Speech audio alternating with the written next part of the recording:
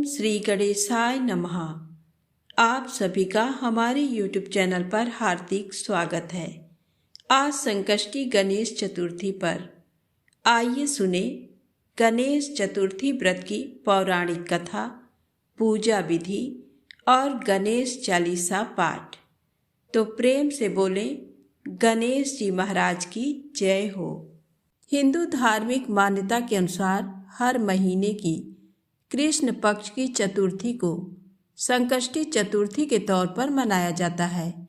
इस दिन सभी संकटों को दूर करने वाले विघ्नहर्ता भगवान श्री गणेश की विशेष पूजा और व्रत किया जाता है। फाल्गुन मास के कृष्ण पक्ष की चतुर्थी पर गणपति के छठे स्वरूप यानी द्विज प्रिय गणेश की पूजा की जाती है। द्विज प्रिय संकष्टी चतुर्थी पर सूर्योदय से पहले उठें और तन मन से पवित्र होकर पूजा प्रारंभ करें। गणपति की पूजा शुरू करने से पहले व्रत को विधि पूर्वक करने का संकल्प लें। पूजा करने के लिए घर की उत्तर दिशा में पहले एक चौकी स्थापित करें, फिर उस पर लाल कपड़ा बिछाएं। गणपति को चौकी पर बिठाने के बाद उन्हें गंगा जल से स्नान कराएं और दुर्वा, फूल, रोली, चंदन, अक्षत, पान, सुपारी आदि अर्पित करें। भगवान गणेश की पूजा में उनका प्रिय मोदक या फिर मोतीचूर का लड्डू जरूर चढ़ाएं।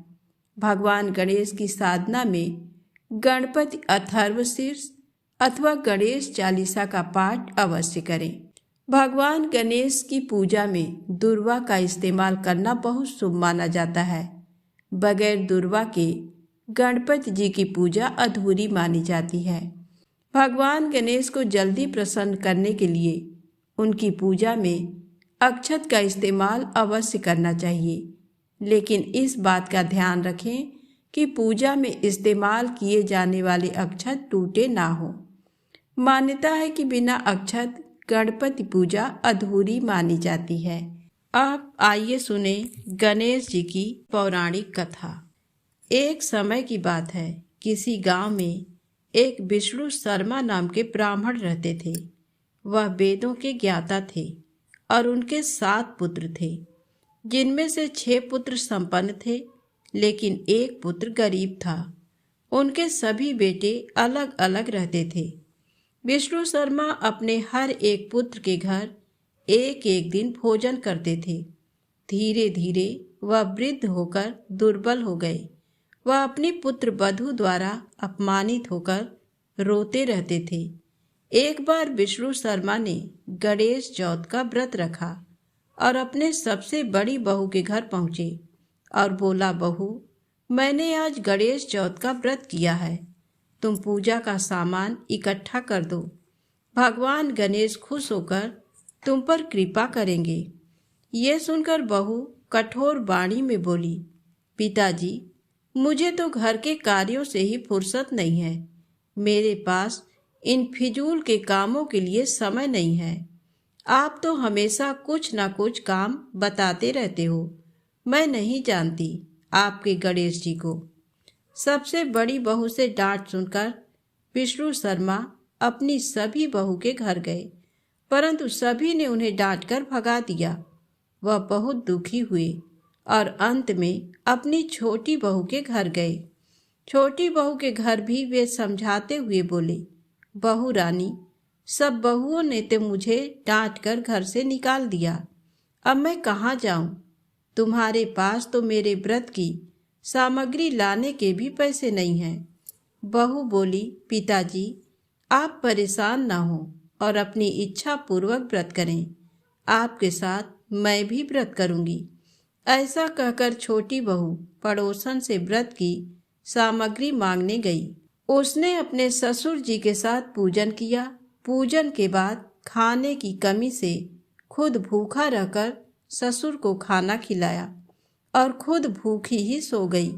आधी रात के बाद ससुर को उल्टियां होने लगी।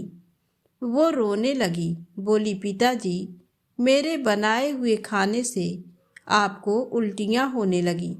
और वह सारी रात अपने ससुर के पास बैठी रही और उनकी सेवा करती रही। इस प्रकार उसका व्रत के साथ साथ गणेश चौथ का जागरण भी हो गया। सुबह उठकर उसने देखा कि उसका सारा घर हीरे मोतियों से जगमग हो रहा है। अपने ससुर से बोली, पिताजी, इतने हीरे मोती मेरे घर में कहाँ से आए? तब ब्राह्मण विष्णु शर्मा बोले, बहू, ये सब तो तुम्हारी भक्ति का फल है, जिससे भगवान गणेश प्रसन्न हो गए हैं और उस व्रत के फल स्वरूप तुम्हें इतना धन मिला है। बहू बोली, पिताजी, आपकी कृपा से गणेश जी मुझ पर प्रसन्न हुए हैं और मुझे अपार धन संपत्ति प्राप्त हुई है। छोटी बहू के घर में इतनी धन संपत्ति देखकर विष्णु शर्मा के सभी बेटे और बहू वहां आ गए और क्रोधित होकर बोले, बुढ़े ने अपना सारा जमा किया हुआ धन सबसे छोटे बेटे को दे दिया। तब विष्णु शर्मा बोले, इसमें मेरी कोई कृपा नहीं है। छोटी बहू के गणेश चौथ का व्रत करने से भगवान गणेश ने प्रसन्न होकर ये संपत्ति उसे प्रदान करी है। मैंने पहले भी तुम सभी बहू के घर पर आकर ये व्रत करने को कहा था, परंतु तुमने मेरी एक न सुनी। छोटी बहू ने मांग कर पूजा की सामग्री एकत्रित की, ये व्रत करा और इसकी सच्ची भक्ति से प्रसन्न होकर गणेश जी ने इसे अपार संपत्ति प्रदान की है। तो प्रेम से बोले, गणेश जी भगवान की जय हो। अब आइए सुने चौथ व्रत की अगली कहानी। एक गांव में एक वृद्धा रहती थी। उसकी बहू थोड़ी सी पागल जैसी रहती थी। उसे भूख बिल्कुल सहन नहीं होती थी। वह रोज सुबह उठकर पहले खाना खाती थी, फिर दूसरा काम करती थी। एक दिन उनके यहाँ पूजा होनी थी और पूजा के लिए खाना बनाना था। तो वृद्धा ने सोचा कि ये तो सुबह उठकर सबसे पहले खाऊं खाऊं करेगी और सारा खाना जूठा कर देगी। तो वृद्धा ने एक उपाय सोचा। उसने पानी के मटके के नीचे एक छेद कर दिया और बहू से कहा कि आज पूजा है, तू सुबह से खाऊं खाऊं मत करना, तू पहले पानी भर ला, फिर कुछ खा पी लेना। बहू ने सास से कहा कि ठीक है माँ, और वह पानी भरने के लिए चली गई। बहू पानी भरने कुएं पर आई तो उसने वहां पर सबसे पहले अपने साड़ी में बंधा हुआ आटा निकाला, फिर पनघट पर उसे गूंथ लिया और उसकी बाटियां बना ली। वहीं पास में शमशान था, वहां एक मुर्दा जलाया गया था, तो उसकी आंच में उसने वह बाटियां सेक ली। और पास में ही एक गणेश जी का मंदिर था। मंदिर में किसी ने गणेश जी को चोला चढ़ाया था, तो गणेश जी की तोंद में घी लगा हुआ था। उसने उससे बाटियां चुपोड़कर एक बाटी का भोग गणेश जी को लगाकर उसने वह बाटियां खा ली।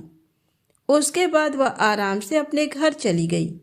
इधर गणेश जी ने क्रोधित होते हुए नाक पर उंगली चढ़ा ली।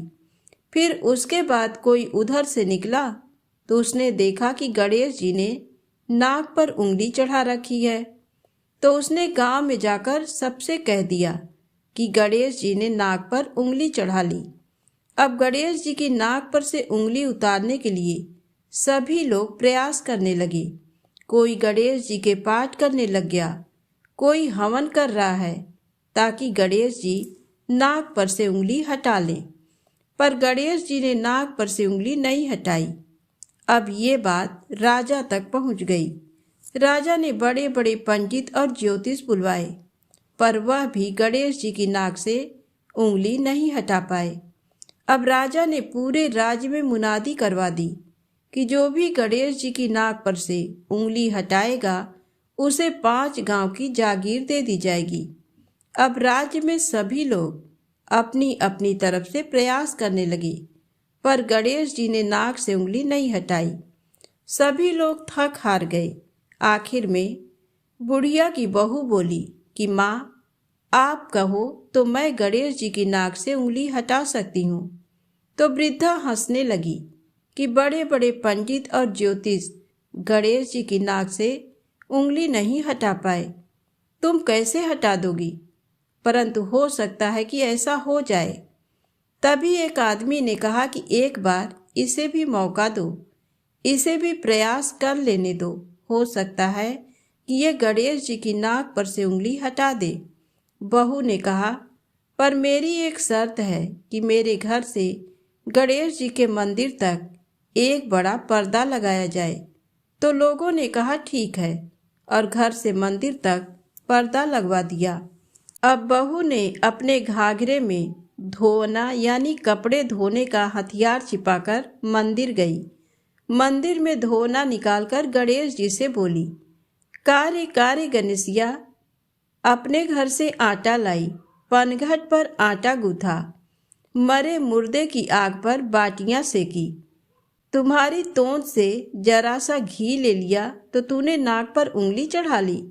नाक पर से उंगली हटा रहा कि नहीं? नहीं तो दूं एक धोना, अभी तुम्हारे टुकड़े टुकड़े हो जाएंगे। बहू की बात सुनकर गणेश जी डर गए। उन्होंने सोचा कि ये तो बावली है, मार देगी तो क्या करेंगे, का कोई भरोसा नहीं है। और गणेश जी ने फट से नाक पर से उंगली हटा ली। पूरे गांव में वृद्धा की बहू की जय जयकार होने लगी कि बुढ़िया की बहू ने गणेश जी की नाक से उंगली हटवा दी। राजा ने अपने आदेश अनुसार 5 गांव जागीर में दिए। हे गणेश जी महाराज, जैसे उस बुढ़िया की बहू के टूटे वैसे सबके टूटे। जो कथा अधूरी हो तो पूरी करें, और जो पूरी हो तो मान करें। कहानी कहने वाले और सुनने वाले सभी की मनोकामनाएं पूर्ण करें। तो प्रेम से बोले, गणेश जी महाराज की जय हो। आइए सुने बहुत ही रोचक कथा, हाथी का शीश ही श्री गणेश जी को क्यों लगा। गज और असुर के संयोग से एक असुर जन्मा था, गजासुर। उसका मुख गज जैसा होने के कारण उसे गजासुर कहा जाने लगा। गजासुर शिव जी का बड़ा भक्त था और शिव जी के बिना अपनी कल्पना ही नहीं करता था। उसकी भक्ति से भोले भंडारी गजासुर पर प्रसन्न हो गए और वरदान मांगने को कहा। गजासुर ने कहा, प्रभु, आपकी आराधना में कीट पक्षियों द्वारा होने वाले विघ्न से मुक्ति चाहिए, इसलिए मेरे शरीर से हमेशा तेज अग्नि निकलती रहे, जिससे कोई मेरे पास न आए और मैं निर्विघ्न आपकी आराधना करता रहूं। तब महादेव ने गजासुर को उसका मनचाहा वरदान दे दिया। गजासुर फिर से शिव जी की साधना में लीन हो गया। हजारों साल के घोर तप से शिव जी फिर प्रकट हुए और कहा, तुम्हारे तप से प्रसन्न होकर मैंने तुम्हें मनचाहा वरदान दिया था। मैं फिर से प्रसन्न हूँ, बोलो अब क्या मांगते हो। गजासुर कुछ इच्छा लेकर तो तप कर नहीं रहा था, उसे तो शिव आराधना के सिवा और कोई काम पसंद ही नहीं था। लेकिन प्रभु ने कहा कि वरदान मांगो, तो वह सोचने लगा। गजासुर ने कहा, वैसे तो मैंने कुछ इच्छा रखकर तप नहीं किया, लेकिन आप कुछ देना ही चाहते हैं तो आप कैलाश छोड़कर मेरे उदर यानी मेरे पेट में ही निवास करें। भोले भंडारी गजासुर के पेट में समा गए। माता पार्वती ने उन्हें खोजना शुरू किया, लेकिन वह कहीं मिले ही नहीं। उन्होंने विष्णु जी का स्मरण कर शिव जी का पता लगाने को कहा। श्री हरि ने कहा, बहन आप दुखी ना हो, भोले भंडारी से कोई कुछ भी मांग ले तो दे देते हैं। वरदान स्वरूप वह गजासुर के उदर में वास कर रहे हैं। श्री हरि ने एक लीला की। उन्होंने नंदी बैल को नृत्य का प्रशिक्षण दिया और फिर उसे खूब सजाने के बाद गजासुर के सामने जाकर नाचने को कहा। श्री हरि स्वयं एक ग्वाले के रूप में आए और बांसुरी बजाने लगे। बांसुरी की धुन पर नंदी ने ऐसा सुंदर नृत्य किया कि गजासुर बहुत प्रसन्न हो गया। उसने ग्वाला वेशधारी श्री हरि से कहा, मैं तुम पर प्रसन्न हूँ। इतने साल की साधना से मुझ में वैराग्य आ गया था। तुम दोनों ने मेरा मनोरंजन किया है, कोई वरदान मांग लो। श्री हरि ने कहा, आप तो परम शिव भक्त हैं, शिव जी की कृपा से ऐसी कोई चीज नहीं जो आप हमें न दे सके, किंतु मांगते हुए संकोच होता है कि कहीं आप मना न कर दें। श्रीहरि की तारीफ से गजासुर स्वयं को ईश्वर तुल्य ही समझने लगा था। उसने कहा, तुम मुझे साक्षात शिव समझ सकते हो। मेरे लिए संसार में कुछ भी असंभव नहीं। तुम्हें मनचाहा वरदान देने का वचन देता हूँ। तब श्री हरि ने फिर कहा, आप अपने वचन से पीछे तो नहीं हटेंगे? तब गजासुर ने धर्म को साक्षी रखकर हामी भरी तो श्री हरि ने उससे शिव जी को अपने उदर से मुक्त करने का वरदान मांगा। गजासुर वचनबद्ध था। वह समझ गया कि उसके पेट में बसे शिव जी का रहस्य जानने वाला ये कोई साधारण ग्वाला नहीं है, जरूर स्वयं भगवान विष्णु आए हैं। उसने शिव जी को मुक्त किया और शिव जी से एक आखिरी वरदान मांगा। उसने कहा, प्रभु, आपको उदर में लेने के पीछे किसी का अहित करने की मनसा नहीं थी। मैं तो बस इतना चाहता था कि आपके साथ मुझे भी स्मरण किया जाए। शरीर से आपका त्याग करने के बाद जीवन का कोई मोल नहीं रहा। इसलिए प्रभु, मुझे वरदान दीजिए कि मेरे शरीर का कोई अंश हमेशा आपके साथ पूजित हो। शिव जी ने उसे वह वरदान दे दिया। श्री हरि ने कहा, गजासुर, तुम्हारी शिव भक्ति अद्भुत है। शिव आराधना में लगे रहो। समय आने पर तुम्हें ऐसा सम्मान मिलेगा जिसकी तुमने कल्पना भी नहीं की होगी। जब गणेश जी का शीश धड़ से अलग हुआ तो गजासुर के शीश को ही श्री हरि काट लाए और गणपति के धड़ से जोड़कर जीवित किया था। इस तरह वह शिव जी के प्रिय पुत्र के रूप में प्रथम आराध्य हो गया। तो प्रेम से बोले, गणेश जी महाराज की जय हो। अब आइए सुने संकष्टी गणेश चतुर्थी की अगली पौराणिक कथा। कथा के अनुसार एक बार इंद्र समेत सभी देवतागण भगवान शिव के पास अपने संकटों को दूर करने की प्रार्थना लेकर पहुँचे। तब भगवान शिव के दोनों पुत्र कार्तिकेय और गणेश जी वहीं मौजूद थे। तब भगवान शिव ने उन दोनों से पूछा कि कौन सबसे पहले देवताओं की विपदा को दूर कर सकता है। तो दोनों ने ही कहा कि वे सक्षम हैं। तब भगवान शिव को एक युक्ति सूझी। उन्होंने अपने दोनों पुत्रों से कहा कि इसके लिए पहले परीक्षा देनी होगी। शिव जी ने कहा कि जो सबसे पहले इस पृथ्वी की परिक्रमा करके हमारे पास आ जाएगा, उसे ही देवताओं का संकट दूर करने के लिए भेजा जाएगा। परीक्षा की बात सुनकर भगवान कार्तिकेय अपने वाहन मयूर पर सवार हो गए और पिता से आज्ञा लेकर पृथ्वी की परिक्रमा के लिए निकल पड़े। उधर गणेश जी बड़े ही सोच में पड़ गए कि उनका वाहन तो मूषक है, इससे पूरी पृथ्वी की परिक्रमा संभव नहीं है। तब गणेश जी के मन में एक विचार आया। वे झट से अपने स्थान से उठे। फिर वे हाथ जोड़कर अपने पिता भगवान शिव और माता पार्वती की 7 बार परिक्रमा किए। उसके बाद अपने स्थान पर आकर बैठ गए। सभी देवी देवता ये देखकर आश्चर्य में पड़ गए।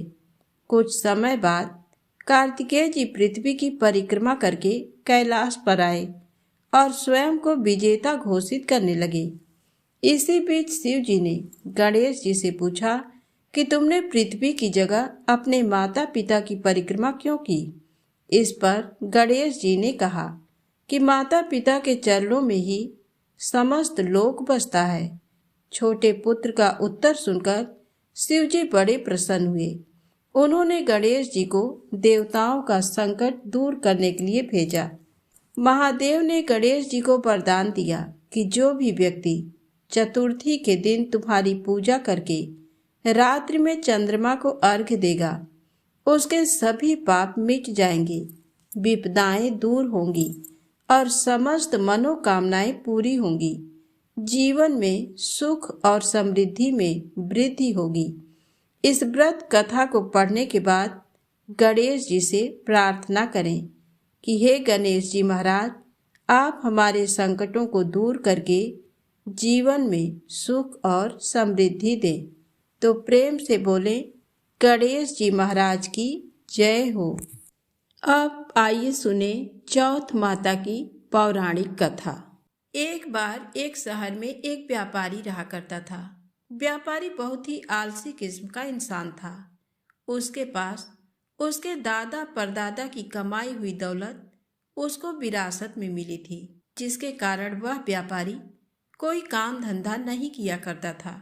व्यापारी का एक बेटा था जो व्यापारी की तरह काम धंधा नहीं करता था और बहुत आलसी था।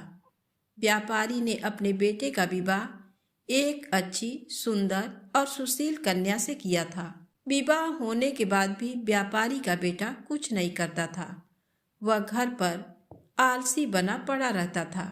व्यापारी के बेटे की पत्नी जब भी बाहर कूड़ा फेंकने के लिए जाती थी, तब उससे उसके पड़ोस में रहने वाली महिला उससे पूछती थी कि आज तुमने खाने में क्या खाया। पड़ोसी महिला की बात सुनकर व्यापारी के बेटे की पत्नी उस महिला से कहती है कि मैंने आज खाने में ठंडी ठंडी और बासी रोटी खाई है, और वह ये बोलकर अंदर आ गई। जब भी व्यापारी के लड़के की पत्नी कूड़ा फेंकने बाहर आती, तो पड़ोस में रहने वाली महिला उससे रोज यही पूछने लगी, और व्यापारी की बहू बस यही जवाब देती थी कि ठंडी ठंडी और बासी रोटी खाई है। एक दिन अचानक से जब व्यापारी के लड़के की पत्नी कूड़ा फेंकने के लिए बाहर आई, तब पड़ोस में रहने वाली महिला ने उससे पूछा कि आज तुमने खाने में क्या खाया। तब लड़के की पत्नी ने बताया कि ठंडी ठंडी बासी रोटी खाई है। तो ये बात व्यापारी की बेटे ने सुन ली, जिसके बाद व्यापारी का बेटा अपनी माँ के पास आया और उससे कहने लगा कि माँ, तुम तो हम लोगों को रोज गर्म और ताज़ा खाना खिलाती हो, लेकिन मेरी पत्नी बाहर जाकर पड़ोस में रहने वाली महिला से बोलती है कि उसने आज ठंडी और बासी रोटी खाई है। मेरी पत्नी ऐसा क्यों बोलती है? तब लड़के की माँ ने कहा कि बेटा, मैं तो तुम लोगों के सामने ही गर्म खाना तुम लोगों को खिलाती हूँ। पता नहीं तुम्हारी पत्नी ऐसा क्यों सभी लोगों से बोलती है। तब लड़के की माँ ने कहा, अगर तुमको मेरी बातों पर भरोसा नहीं है तो कल तुम खुद ही देख लेना कि मैं कैसा खाना तुम सभी को खिलाती हूँ और तुम्हारी पत्नी को देती हूँ। लड़के ने कहा, ठीक है। व्यापारी के लड़के ने सच्चाई जानने के लिए एक नाटक किया। व्यापारी के बेटे ने अपनी तबीयत खराब होने का नाटक करने लगा। वह पलंग में जाकर चद्दर ओढ़कर लेट गया और चद्दर में से चुपचाप सब कुछ देखने लगा। और जब लड़के की माँ ने सभी को खाना परोसा, तब उसने देखा कि मेरी माँ ने तो गर्म खाना ही मेरी पत्नी को खिलाया है। मेरी माँ तो एकदम सत्य बोल रही है। जैसे ही उसकी पत्नी खाना खाकर उठी, तो वह लड़का अपनी पत्नी के पीछे पीछे गया और उसने देखा कि जब उसकी पत्नी कूड़ा फेंकने के लिए बाहर गई है, तब पड़ोस में रहने वाली महिला ने उससे एक बार फिर से वही पूछा कि आज तुमने खाने में क्या खाया है। जिसके बाद उसकी पत्नी ने एक बार फिर से उस पड़ोसी महिला को वही बताया जो वह हर बार बताती आई थी कि आज मैंने ठंडी और बासी रोटी खाई है। अपनी पत्नी की ये करतूत देखकर उसने अपनी पत्नी से कहा कि मेरी माँ तो तुम्हें रोज गर्म खाना ही खिलाती है, तो तुम पड़ोसी को क्यों बोलती हो कि वह तुमको ठंडा और बासी खाना खिलाती है। लड़के की पत्नी बहुत बुद्धिमान और चालाक थी।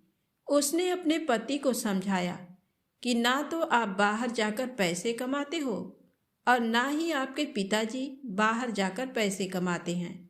ये तो आपके पिताजी को विरासत में मिले धन की रोटी है। अगर आप लोग अभी भी नहीं समझेंगे तो एक दिन सारा धन खत्म हो जाएगा और घर में खाने के लिए रोटी तक नहीं मिलेगी। लड़के को अपनी पत्नी की बात सुनकर समझ में आ जाता है कि वह सही बोल रही है। अगर मैंने अभी धन नहीं कमाया तो आगे बहुत बड़ी दिक्कत हो सकती है। जिसके बाद लड़के ने ये तय कर लिया कि अब वह पैसा कमाएगा, जिसके लिए व्यापारी के बेटे ने यह तय किया कि वह विदेश जाएगा और विदेश में बहुत सारा धन कमाएगा। व्यापारी का बेटा धन कमाने के लिए विदेश चला जाता है। अपने पति के विदेश जाने के बाद उसकी पत्नी 12 महीने के लिए चौथ माता का व्रत रखने लगती है और धीरे धीरे 12 महीने गुजर जाते हैं। तब चौथ माता और गणेश जी ने उसकी पत्नी की व्रत रखने और पूजा करने से खुश हो जाती हैं। जिसके बाद चौथ माता और गणेश जी ये तय करते हैं कि अब इस कन्या को इसके पति से मिलवा देना चाहिए, क्योंकि 12 महीने गुजर चुके हैं।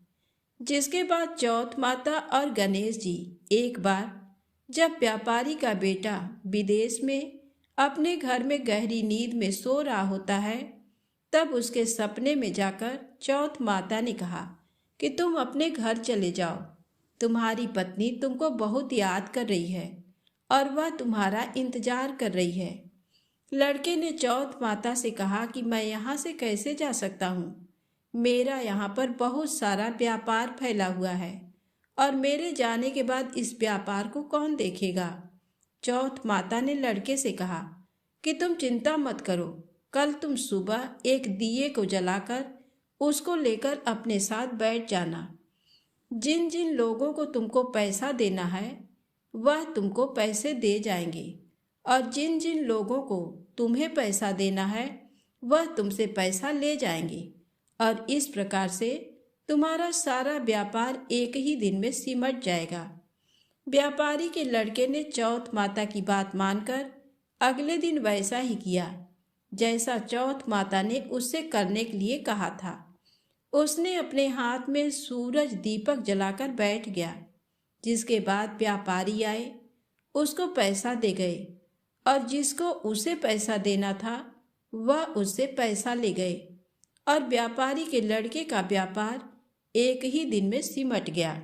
इसके बाद व्यापारी का बेटा अपने घर जाने के लिए निकल पड़ा। थोड़ी दूर चलने के बाद जब व्यापारी का बेटा आधे रास्ते पहुंच गया था, तब उसको रास्ते में एक सांप दिखाई दिया। वह सांप एक जगह जल रही अग्नि के पास जा रहा था, जिसको देखकर व्यापारी के बेटे ने सांप को अग्नि के पास जाने से रोक दिया। व्यापारी के बेटे के ऐसा करने के बाद वह सांप बहुत क्रोधित हो गया। वह कोई और नहीं बल्कि नागराज थे। तभी नागराज ने उस लड़के से कहा कि तुमने ये क्या किया? मैं तो नाग योनि से छुटकारा पाने के लिए जा रहा था, लेकिन तुमने ऐसा होने नहीं दिया। अब मैं तुमको जान से मार दूंगा। जिसके बाद व्यापारी के बेटे ने कहा कि मैं पिछले 1 साल से विदेश में हूँ। मेरी पत्नी मुझे बहुत याद कर रही है और मैं 1 साल बाद अपने घर जा रहा हूँ। आप मुझे अभी छोड़ दीजिए, मैं अपनी पत्नी से एक बार मिल लूँ, तब कल आप मेरे घर आकर मुझे मार दीजिएगा। जिसके बाद नागराज ने व्यापारी के बेटे को जाने दिया और थोड़ी ही देर में अपने घर वह पहुँच गया। लेकिन व्यापारी का बेटा बहुत डरा हुआ था, तो उसकी पत्नी ने पूछा कि आप इतने भयभीत क्यों हैं? तब उसने अपनी पत्नी को बताया कि मेरे साथ रास्ते में ये दुर्घटना घटी थी कि एक नागराज अपनी नाग योनि से मुक्त होने जा रहे थे, लेकिन मैंने उनको जाने से रोक दिया, जिससे वह बहुत क्रोधित हो गए हैं और उन्होंने मुझे मारने का वचन लिया है। कल वह मुझे मारने के लिए आएंगे।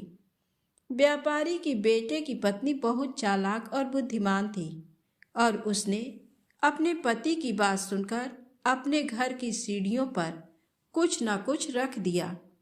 उसकी पत्नी ने पहली सीढ़ी पर दूध रख दिया, दूसरी सीढ़ी पर बालू बिखेर दी और तीसरी सीढ़ी पर फूल बिखेर दिए, चौथी सीढ़ी पर सुगंधित इत्र डाल दिया और 5वीं सीढ़ी पर बहुत स्वादिष्ट मिठाइयाँ रख दी और जाकर पलंग पर अपनी चोटी लटकाकर लेट गई और अपने दरवाजे को खुला छोड़ दिया। नागराज जब उसके पति को मारने के लिए आए तब उन्होंने सीढ़ियों में दूध देखा तो उन्होंने उस दूध को पी लिया और एक एक करते सभी सीढ़ियों की सारी चीजें खा लिए। और तब उन्होंने बोला कि व्यापारी, तुमने मुझे बहुत प्रसन्न किया है, लेकिन मैंने तुमको वचन दिया है कि मैं तुमको मारूंगा जरूर। अब मैं कुछ नहीं कर सकता, मैं अपने वचन से बंधा हुआ हूँ। जिसके बाद नागराज व्यापारी के बेटे को मारने के लिए 7 सीढ़ी पार करके उसके कमरे के पास जाने लगे। तब वहां पर चौथ माता और गणेश जी ने आकर उस नागराज को अपनी तलवार से काट काट कर चारों तरफ फेंक देते हैं। और जिसके बाद नागराज का एक हिस्सा लड़के के जूते में चला गया। नागराज ने कहा, मैं यहीं छुपा रहूंगा और कल जब सुबह वह व्यापारी जूता पहनेगा तब मैं उसको काट लूंगा। लेकिन तभी अचानक से वहां पर बहुत सारी चींटियां आ गईं और उन्होंने नागराज को देखा कि जूते के अंदर हैं। तब चींटियों ने कहा कि इसकी पत्नी तो हमको रोज कुछ ना कुछ खाने के लिए देती थी, आज हम लोग इसके पति की जान बचाते हैं। चींटियों ने नागराज को खा लिया। चींटियों के खाने के बाद चारों तरफ खून ही खून फैल गया था। जैसे ही सुबह हुई तब लड़के की माँ उसके कमरे में आई और लड़के की माँ ने कमरे से खून निकलता देख बहुत डर गई और उसने सोचा कि मेरे बेटे और मेरी बहू को किसी ने जान से मार दिया है। वह बहुत जोर जोर से चिल्लाने लगी। अपनी माँ की आवाज़ सुनकर व्यापारी का लड़का और उसकी पत्नी तुरंत कमरे से बाहर निकल आए। तभी लड़के की माँ अपने बेटे और अपनी बहू को जिंदा देखकर बहुत खुश हो गई। लड़के ने अपनी माँ से कहा कि माँ, तुम रो क्यों रही हो? आज तो खुशी का दिन है, क्योंकि आज मेरा दुश्मन मर गया है। लेकिन मेरे जाने के बाद मेरी लंबी आयु के लिए किसने पूजा किया था और किसने व्रत रखा था? तब लड़के की माँ ने कहा कि बेटा, मैंने तो कोई व्रत नहीं रखा था। तब लड़के ने अपनी पत्नी से पूछा कि तुमने व्रत रखा था? तब उसकी पत्नी ने कहा कि हाँ जी, मैंने आपके जाने के बाद 12 महीने तक चौथ माता की पूजा की थी, उन्हीं ने आपकी जान बचाई है। तभी लड़के की माँ ने लड़के से कहा कि मैं तो तुम्हारी पत्नी को रोज खाना देने जाती थी, तब इसने 12 महीने व्रत कैसे रख लिया? तुम्हारी पत्नी झूठ बोल रही है। मैं रोज उसको खाने के लिए 4 रोटी देती थी, तो ये मैं कैसे मान लूं कि तुम्हारी पत्नी ने व्रत रखा था? तब लड़के की पत्नी ने बताया कि माँ जी, मैं 1 रोटी गाय माता को खिलाती थी और 1 रोटी जमीन में गाड़ देती थी और 1 रोटी मेहतरानी को देती थी और बची हुई 1 रोटी रात में चंद्रमा को अर्घ देकर खाती थी। लेकिन तभी लड़के की माँ ने कहा, मैं तेरी बातों का विश्वास कैसे मान लूं? जिसके बाद लड़के की पत्नी ने कहा कि माँ जी, आप गाय माता से पूछ लो। जैसे ही गाय माता से पूछा ये बात सत्य है, तो गाय माता बहुत जोर जोर से हंसने लगी और उनके मुंह से पलाश के फूल गिरने लगे, जिससे ये बात सच साबित हुई।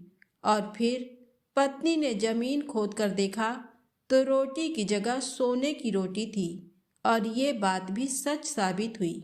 फिर लड़के की पत्नी ने मेहतरानी से पूछा, उन्होंने हाँ कर दिया, ये बात भी सच साबित हो गई। और तभी लड़की की माँ ने मान लिया कि मेरी बहू ने चौथ माता और गणेश जी की पूजा की थी। लड़के ने अपनी पत्नी को धन्यवाद दिया और सभी लोग मिलजुल कर हंसी खुशी रहने लगे। हे चौथ माता, जैसा फल ब्राह्मणी के बेटे को दिया वैसा सभी को देना। कहानी कहने वाले को, कहानी सुनने वाले को, हुंकारा भरने वाले को और पूरे परिवार को देना। एक बार प्रेम से बोलिए गणेश जी महाराज की जय, चौथ माता की जय। चौथ माता की दूसरी कहानी। एक बुढ़िया माई के ग्वालिया बछालिया नाम का बेटा था।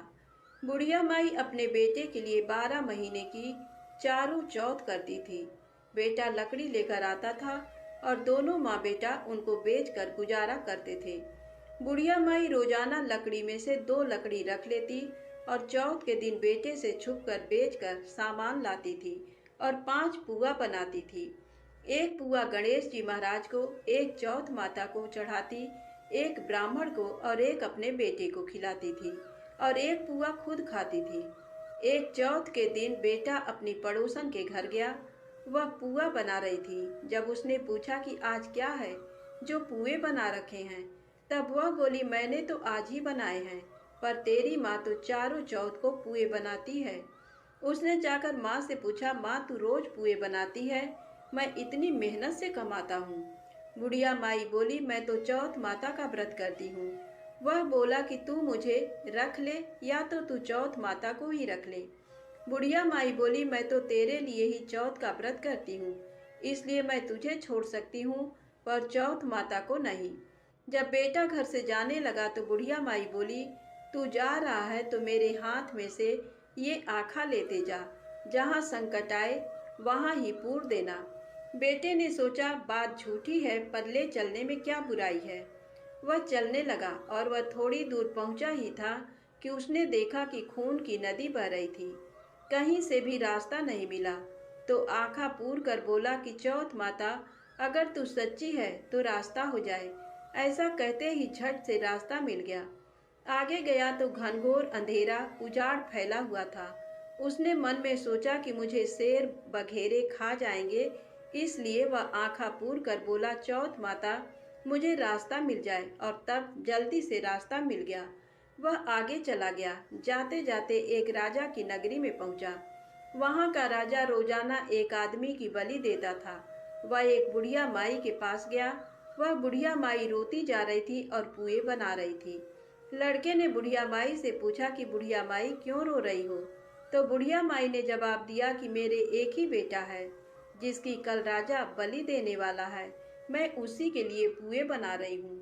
वह बोला, बुढ़िया माई अपने बेटे की जगह मुझे पुए खिला दे, मैं उसकी जगह बलि चढ़ने चला जाऊंगा। बुढ़िया माई ने कहा कि मैं दूसरे के पुत्र को कैसे भेज सकती हूँ, लेकिन वह नहीं माना तो बुढ़िया माई ने उसको पुए खिला दिए। अगले दिन जब राजा का संदेश आया तो बुढ़िया माई ने सोचा कि मैं कैसे दूसरे के बेटे को बलि चढ़ने के लिए भेज सकती हूँ, मैं ऐसा नहीं कर सकती।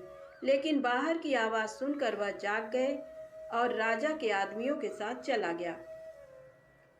वहां मटके पकाने का, जिसमें कुम्हार मटके को पकाता है, आवा बना हुआ था, जो एक मनुष्य का भोग लेने के बाद ही उसमें आवा पकते थे।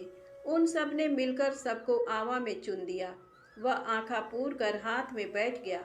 एक दिन में ही आवा पक गया और मिट्टी के घड़े सोने चांदी के बन गए। वहां एक जमादारनी झाड़ू लगा रही थी। तब झाड़ू से एक कंकड़ उछलकर उन बर्तनों से जा टकराया।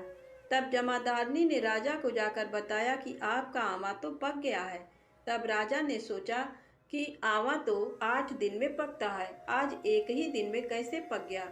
जब जाकर देखा तो वहां पर तो मिट्टी के मटके की जगह हीरे मोती और सोने चांदी के कलश हो गए। अंदर से आवाज आई कि धीरे से उतारो, अंदर आदमी है। आवाज को सुनकर राजा के आदमी डर गए कि अंदर कौन सा भूत प्रेत आ गया। फिर वह बोला कि डरो मत, मैं तो सिर्फ एक आदमी हूँ जिसको तुमने अंदर चुना था। देखा तो अंदर हरे हरे जवारे उग रहे थे। राजा ने पूछा कि तू अंदर जीवित कैसे बच गया? तब उसने बताया कि मेरी माँ चौथ का व्रत करती है। जब मैं घर से निकला था तो मेरी माँ ने मुझे आंखें दिए थे, मैं उन्हीं को पूर कर बैठ गया और चौथ माता के कारण बच गया। जब राजा ने कहा कि मैं तेरे को एक घोड़े पर बैठाकर सांकल में बांध देता हूँ, यदि वह सांकल खुलकर मेरे बन जाएगी तो मैं चौथ माता को सच्ची मान लूंगा। तब वह आंखें पूर कर बैठ गया और चौथ माता से कहने लगा, हे चौथ माता, अब तुम ही मेरी लाज बचाना। तब सांकल खुलकर राजा के बंध गई। राजा ने अपनी बेटी की शादी उस लड़के से कर दी और बहुत सा धन दौलत देकर विदा किया। पड़ोसन बोली कि माई तेरे बेटे बहू आए हैं। जब छत पर चढ़कर देखा तो सच में बहू बेटे आ रहे थे। हे चौथ माता, जैसे आपने बुढ़िया और उसके बेटे पर कृपा बनाई वैसे सभी पर कृपा बनाना। प्रेम से बोले गणेश जी महाराज की जय हो। चौथ माता की जय हो। आप आइए सुने गणेश जी की पूजा की महिमा और गणेश चालीसा पाठ। प्राचीन समय की बात है। एक बड़ा गांव था। उस गांव में एक घर के अंदर एक बूढ़ी औरत और उसका पति रहा करते थे। उस औरत के 7 बेटे थे, जिनमें से 6 बेटों का विवाह हो चुका था। 7 बेटों में से एक विदेश में कमाने के लिए गया हुआ था। बाकी बेटे वहीं पर आसपास काम करके अपने घर को चलाते थे। वह बुढ़िया हर सप्ताह बुधवार का व्रत करती थी और हर बुधवार को कुछ न कुछ दान किया करती थी। वह बुधवार का व्रत बहुत सावधानी, पूरे नियम और विधि के साथ किया करती थी। व्रत करते करते बहुत समय बीत गया और उसके व्रत और दान करने के कारण उनकी बहुएं बहुत परेशान हो गईं। इस कारण उसकी बहुएं सभी साथ होकर उसे उस घर से निकालने के बारे में सोचने लगीं। और एक दिन उसकी बहुओं ने अपने सास और ससुर को घर से निकाल दिया था। बुढ़िया और उसका पति दोनों ही वहां से चले गए और चलते चलते एक नगर में पहुंचे। वहां पर पहुंचे तो रात हो चुकी थी। दोनों ने सोचा कि अब रात भर यहीं पर आराम करना होगा। इस कारण वे दोनों पास में ही एक पीपल का पेड़ था, वहां पर जाकर आराम करने के लिए रुक गए थे। कुछ समय बीत जाने के बाद बुढ़िया के पति को भूख लगी। इस कारण वह बुढ़िया को कहता है कि मुझे भूख लगी है, कहीं से रोटी का इंतजाम करना होगा। तभी बुढ़िया को एक घर दिखा। बुढ़िया ने अपने पति से कहा, चलो वहां पर चलकर पता लगाते हैं, वहां पर कोई होगा जो हमारी सहायता कर देगा। इतना कहकर दोनों वहां से उस हवेली की ओर चल पड़े। वहां जाकर दोनों ने देखा कि हवेली में ताला लगा हुआ था और साथ में उसके पास चाबी का गुच्छा रखा था। दोनों ने बहुत देर तक सोचा कि अंदर जाना चाहिए कि नहीं।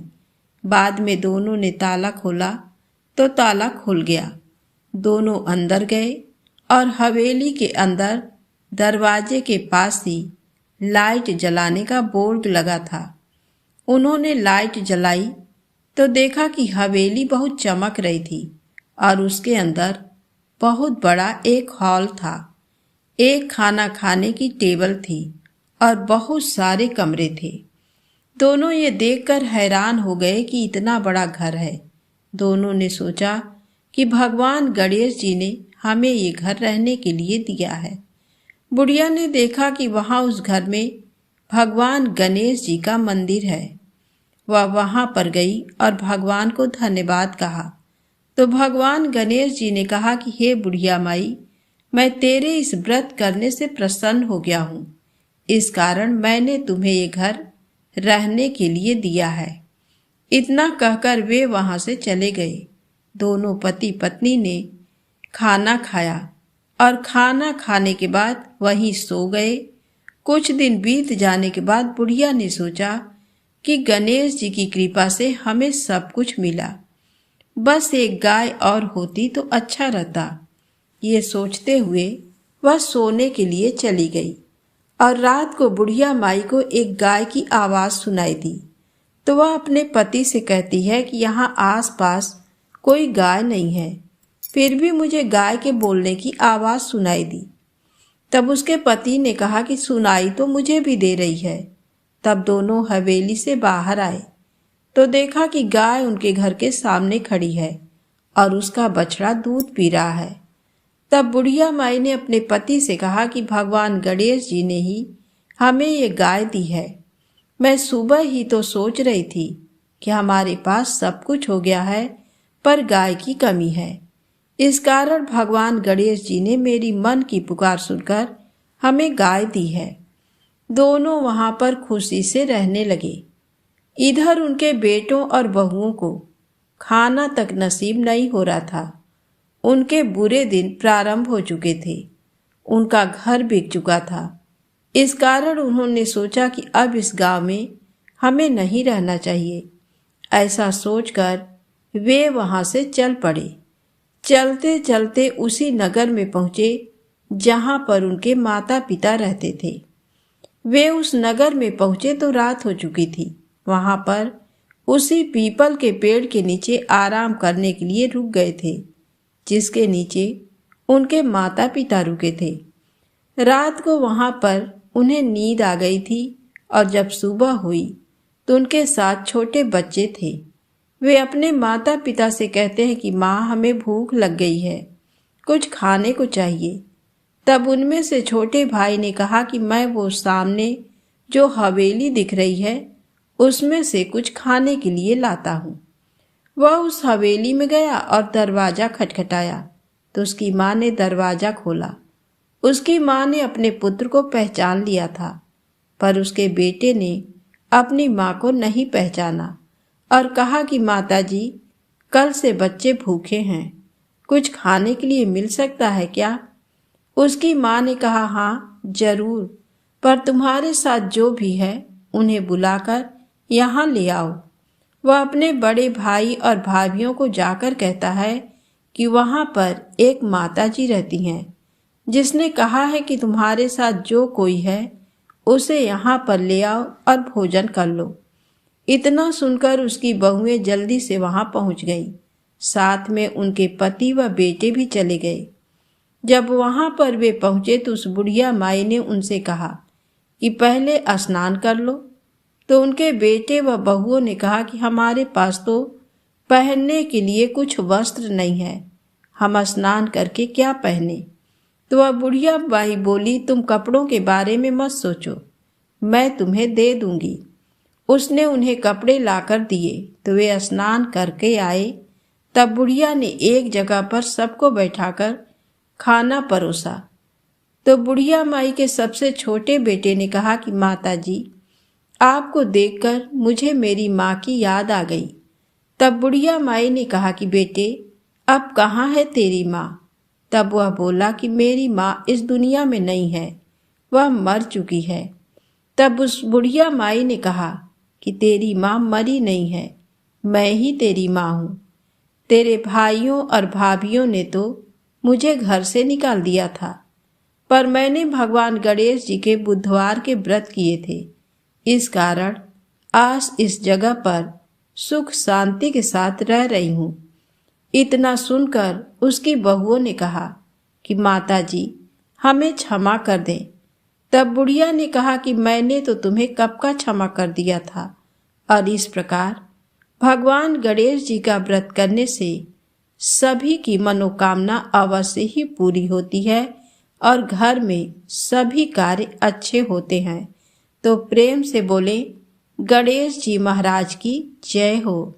अब आइए सुने गणेश चालीसा पाठ। वक्रतुंड महाकाय सूर्यकोटि समप्रभा निर्विघ्नं कुरु मे देव सर्वकार्येषु सर्वदा। जय गणपति सद्गुण सदन कविवर बदन कृपा विघ्न हरण मंगल करण जय जय गिरिजाला। जय जय जय जय गणपति राजू मंगल भरण करण शुभ काजू। जय गज बदन सदन सुखदाता विश्व विनायक बुद्धि विधाता। वक्रतुंड शुचि शुंड सुहावन तिलक त्रिपुंड भाल मन भावन।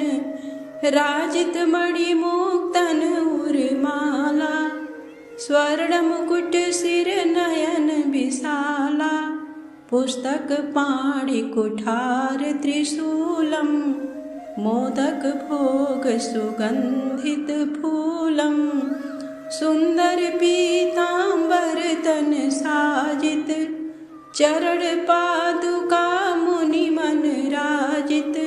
धन शिव सुवन सडानन भ्राता गौरी ललन विश्व विधाता, रिद्धि सिद्धि तव चमर डुलावे, मूषक वाहन सोहत द्वारे, कहाँ जन्म शुभ कथा तुम्हारी, अति शुचि पावन मंगलकारी। एक समय गिरिराज कुमारी, पुत्र हेतु तप कीन्हा भारी, भयो यज्ञ जब पूर्ण अनुपा, तब पहुँचो तुम धरि द्विज रूपा। अतिथि जानी के गौरी सुखारी, बहुविधि सेवा करी तुम्हारी, अति प्रसन्न हुए तुम वर दीन्हा, मातु पुत्र हित जो तप कीन्हा। मिलहि पुत्र तुहि बुद्धि विशाला, बिना गर्भ धारण यही काला, गणनायक गुण ज्ञान निधाना, पूजित प्रथम रूप भगवाना।